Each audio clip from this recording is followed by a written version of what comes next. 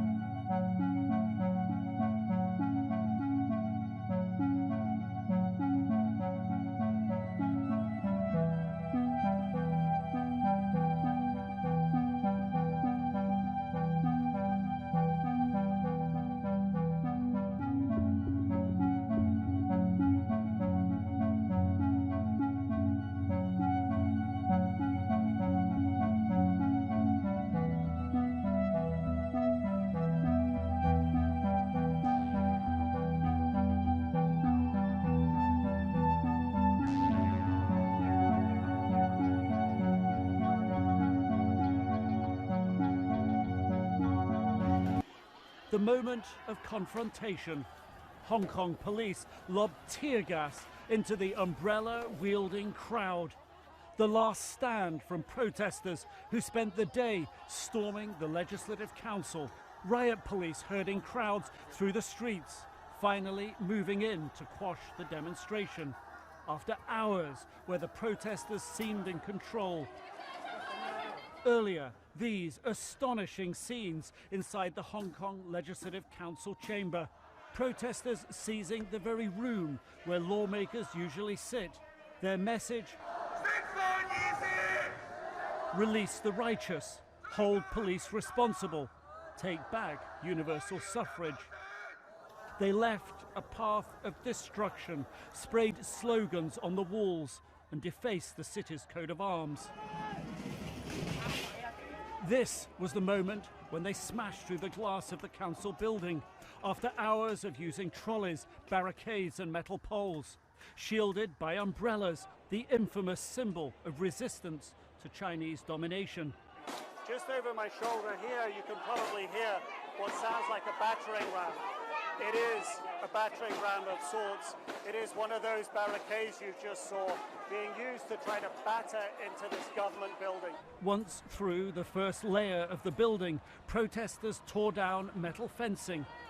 With the building's security fully breached, the floodgates were opened.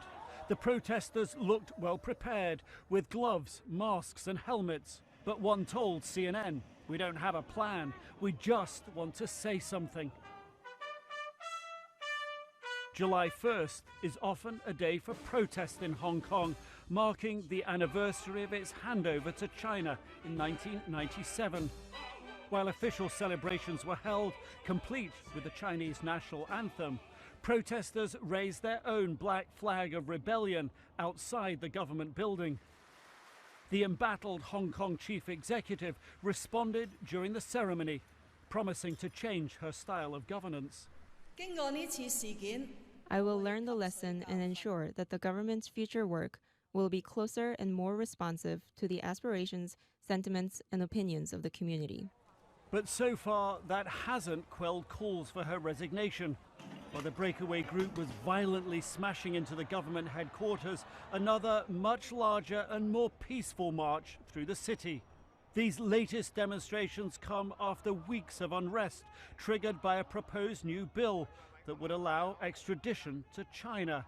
Although the government has suspended the bill for now, many in Hong Kong say they will continue to protest until the creep of Chinese influence into their lives is halted. Nick Robertson, CNN, Hong Kong.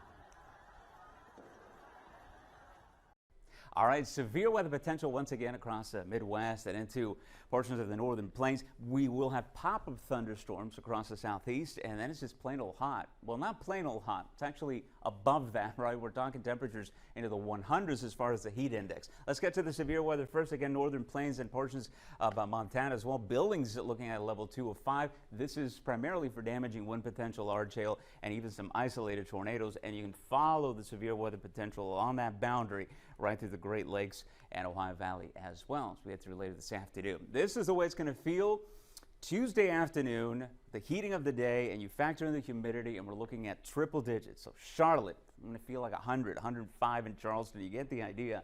And this is not a one-day event. This is going to continue right through the 4th of July holiday. So it's a scorcher here in July, and you would expect hot temperatures in July. We're just going to go above where we should be, even for this time of year. So there you go, mid-90s today, tomorrow. D.C. hanging out to 90 degrees as we head through the 4th of July itself. And again, the humidity making it feel like it's in the triple digits. So dangerous stuff out there if you don't keep yourself hydrated. And there you see those pop-up thunderstorms as well. Staying rather warm, less hot by the end of next week and into the weekend. But nevertheless, look at New York as well, with temperatures here into the upper 80s to around 90 right through the first weekend of July.